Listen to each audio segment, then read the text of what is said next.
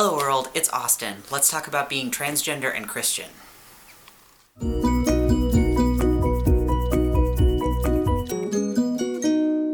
I don't know about you, but I could use some encouragement this week. It seems like no matter where I look, people are hurting others and themselves and just generally getting really bogged down. For one thing, we learned about the first murder of a transgender woman in 2016, and I hope that you'll keep Monica Loera in your heart and in your thoughts, and keep her loved ones in your prayers. Maybe some of us are having a hard time because we're finally hitting that part of the end of the winter where we're just done with the dark and the cold. Maybe it's because that darn United States election cycle is just putting everybody a little bit on edge. Whatever the reason, I was looking through my Bible this week trying to find some words of encouragement for myself and for all of us. At the same time, I've been reading this book by James Cone called The God of the Oppressed, which is a really amazing book about Black or African American theology, and if you haven't read it, you should definitely check it out, especially since it is now February, which is Black History Month. And as it happens, I came across the same passage as I was flipping through my Bible and as I was reading through Reverend Cone's book. The passage is this one, which is from Matthew chapter 11, verses 28 through 30. "Come to me, all you that are weary and are carrying heavy burdens, and I will give you rest. Take my yoke upon you and learn from me, for I am gentle and humble in heart, and you will find rest for your souls. For my yoke is easy, and my burden is light." I remember hearing these verses when I was a kid, and my first thought was always, what the heck is a yoke? Once somebody explained to me that a yoke is something that you put across your shoulders so that you can carry heavy things, my second thought was, how the heck is this good news?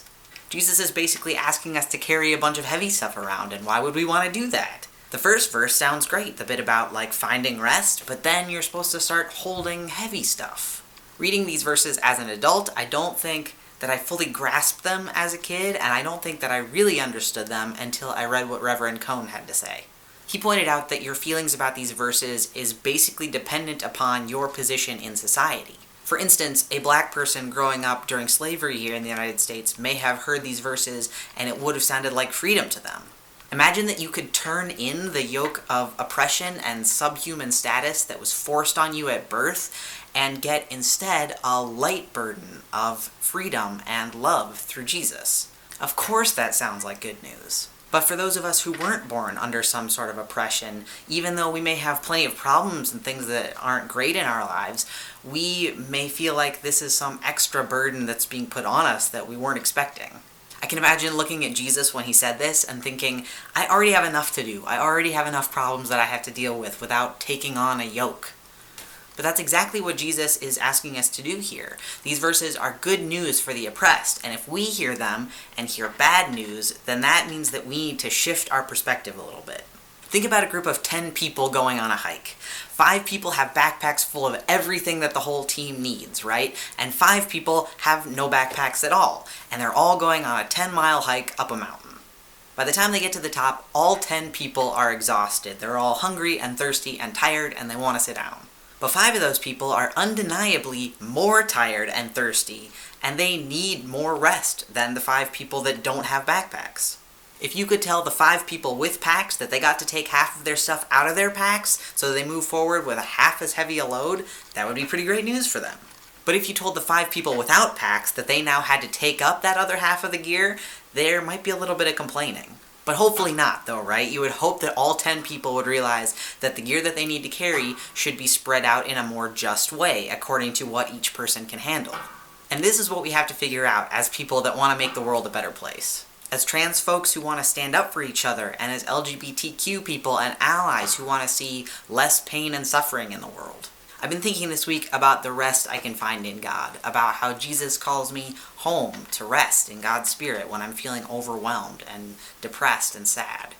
On days when I hear terrible news, I am called back to curl up like a little kid in God's arms and to feel that hurt and to feel that sadness.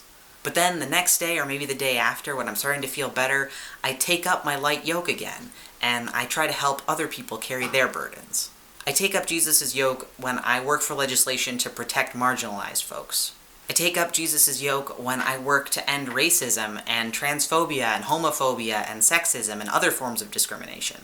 I take up Jesus' yoke when I feed the hungry in my community and when I write a letter to somebody in prison. God knows what we need to hear. Sometimes we need to hear a call to peace and rest for a while, and sometimes we need a call to action. So let's read these verses one more time, and I hope you can hear what God is trying to say to you. Come to me, all you that are weary and are carrying heavy burdens, and I will give you rest. Take my yoke upon you and learn from me, for I am gentle and humble in heart, and you will find rest for your souls. For my yoke is easy, and my burden is light. Whatever words you heard today, I hope that they helped, and I hope that they called you to the thing that you need most. And I hope they stick with you as we move into this new month. Thanks for watching the video today, everybody. I've had these verses rattling around in my head for a little while now, and I wanted to share them with you, and I hope that they helped you. And I also wanted to give you a heads up on something that's helping me out right now. I'm launching my Patreon page today. Patreon is a way for you to support the Trans and Christian videos and to keep content like this coming to you every week. If you'd like more information on how you can support me in my work, go ahead and click the link that's going to be down in the description below. And you can find out all about the great things that I'm hoping to do with this channel, but I cannot do it without you, so please check out that link below. Thanks for watching, everybody, and I will see you back here next Wednesday. Peace.